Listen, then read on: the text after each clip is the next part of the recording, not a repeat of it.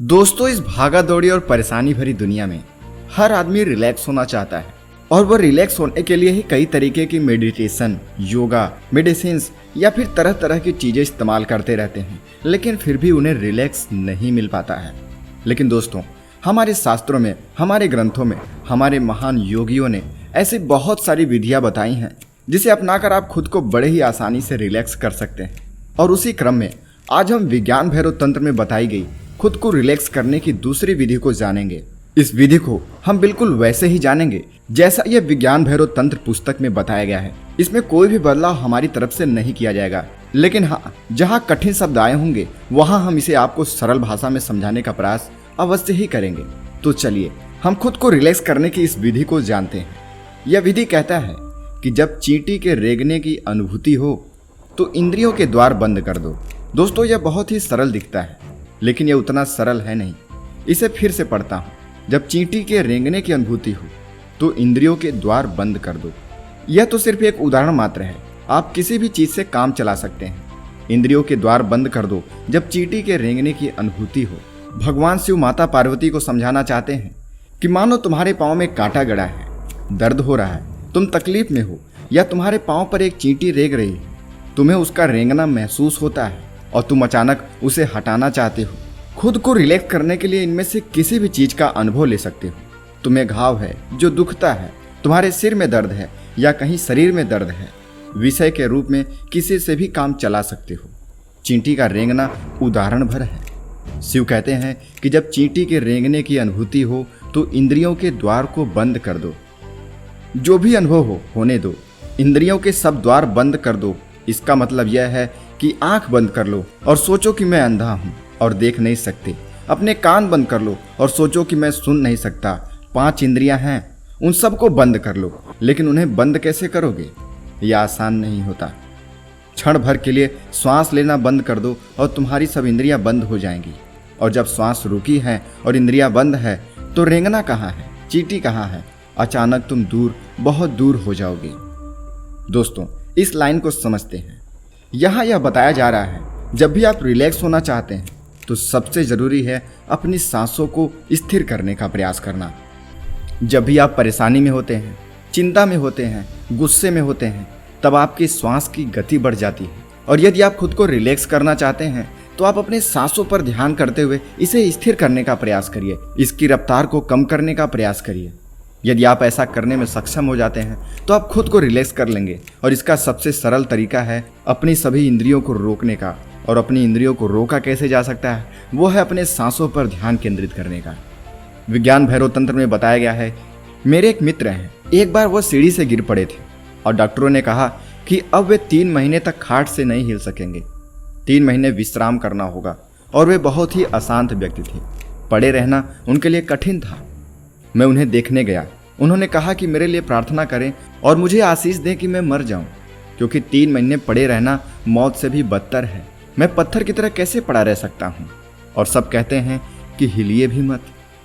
मैंने उनसे कहा, यह अच्छा मौका है। आंखें बंद करें और सोचें कि मैं पत्थर हूं, मूर्तिवत हूं। अब आप हिल नहीं सकते। आखिर कैसे हिलेंगे?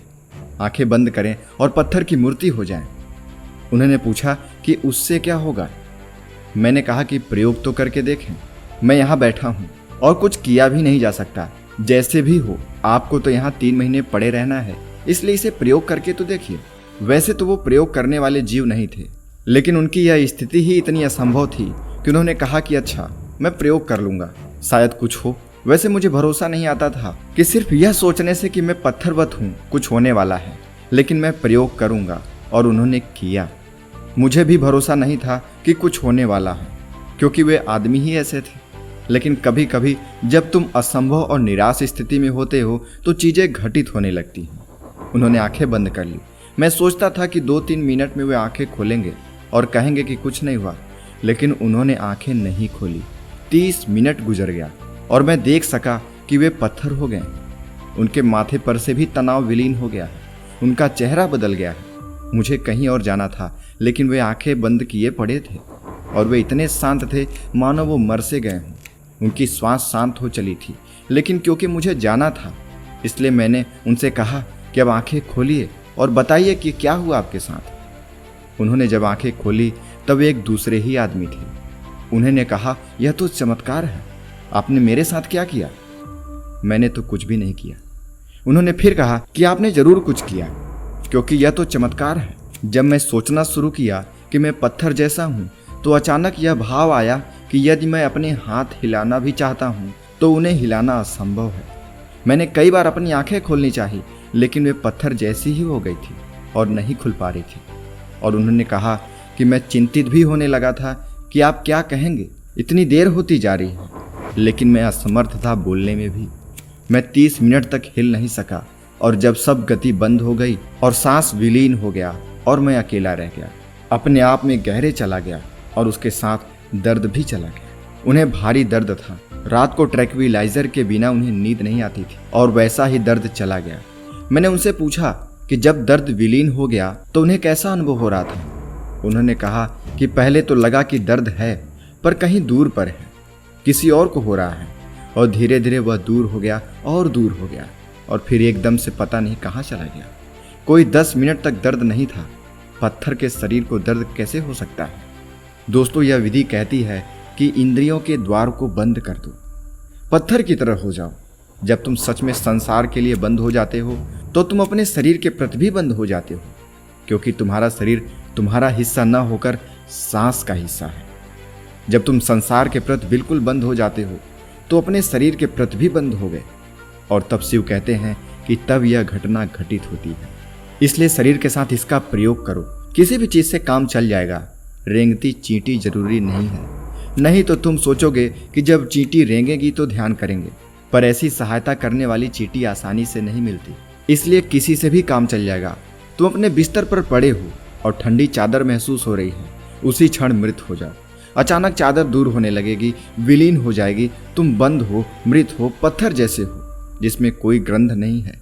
तुम हिल नहीं सकते, और जब तुम हिल नहीं सकते तो तुम अपने पर फेंक दिए जाते हो, अपने में केंद्रित हो जाते हो, और तब पहली बार तुम अपने केंद्र से देख सकते हो। और एक बार जब आपने केंद्र में देख लिया तो फिर तुम वही व्यक्ति नहीं रह जाओगे जो पहले थे। तो दोस्तों, यह विज्ञान भैरव तंत्र सूत्र की विधि नंबर 11 थी, जो रिलैक्स होने की दूसरी विधि है।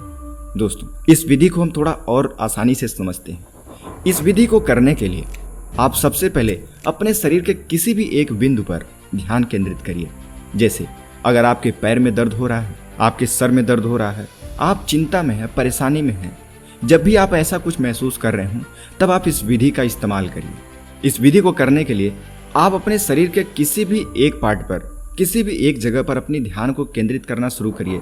और जब आपका ध्यान लगने लग जाए तब आप अपनी आंखें बंद करिए, कानों को बंद करने का प्रयास करिए। आंखें बंद करके आप खुद से यह अनुभव करिए कि आपको कुछ सुनाई नहीं दे रहा, कुछ दिखाई नहीं दे रहा, आपको कुछ महक नहीं रहा, आपको कुछ भी महसूस नहीं हो रहा। बस आप अपना ध्यान उस एक बिंदु पर स्थिर करने का प्रयास करिए। फिर आप देखेंगे आप खुद में विलीन हो जाएंगे, आपका वह दर्द गायब हो जाएगा। या फिर आप यह कर सकते हैं कि आप अपना ध्यान अपनी सांसों पर केंद्रित कर सकते हैं।